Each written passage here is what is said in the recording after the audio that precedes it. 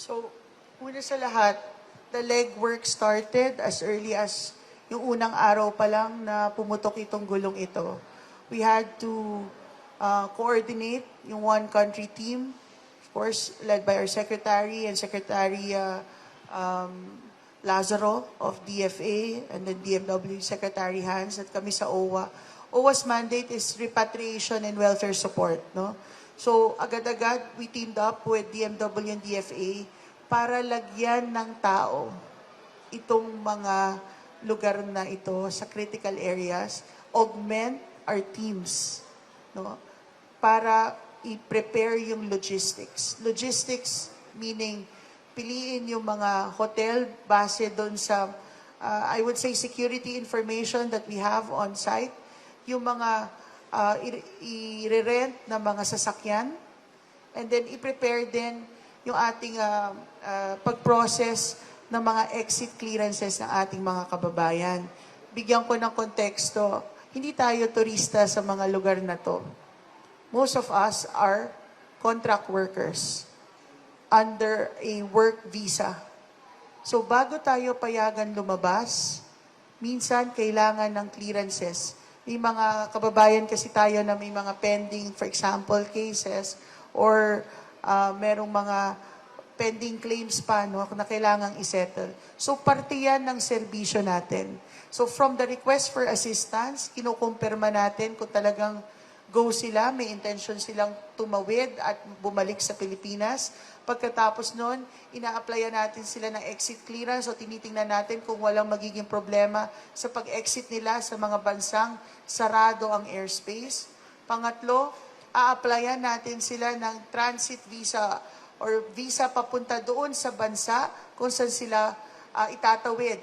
Pwedeng Egypt yon, pwedeng Saudi Arabia, pwedeng Oman yon. Pagkatapos nun, ay kailangan namin silang ilagay sa isang safe area, di ba? Dalhin sa isang safe area para mas madali ang magiging mobilization sa pagtawid.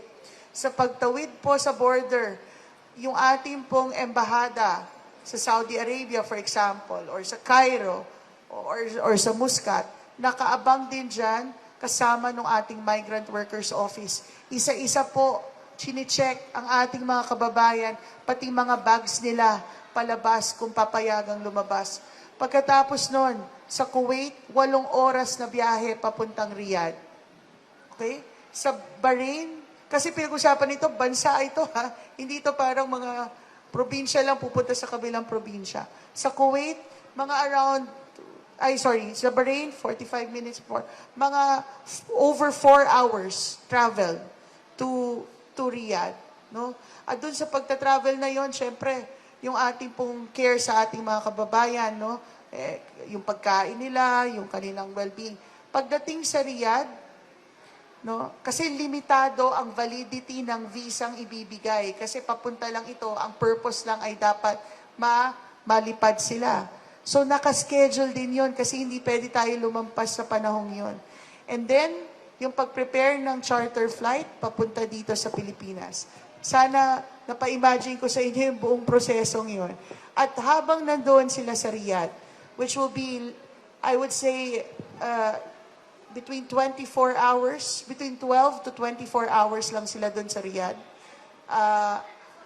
Nandoon na yung mga welfare assistance natin, yung ating, of course, we provide the meals, tinitingnan natin, may psychosocial counseling na rin on site, at preparation for the flight here.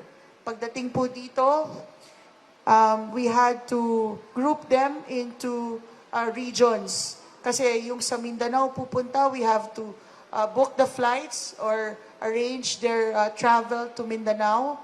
And they would require hotel accommodation, same with Visayas and some parts of Luzon. Iba't iba po may mga assistance. So this cannot be done by one agency alone. That's why we appear here as one government. Yan ang bilin ni Pangulo.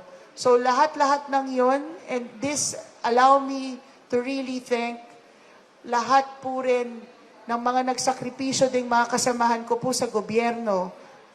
I would say medyo at risk din sila because they're actually there dun sa mga critical areas. And nagpapasalamat po kami dito sa aming mga kasamahan na nagbibigay serbisyo po para sa ating OFWs at sa ating bayan. Maraming salamat po.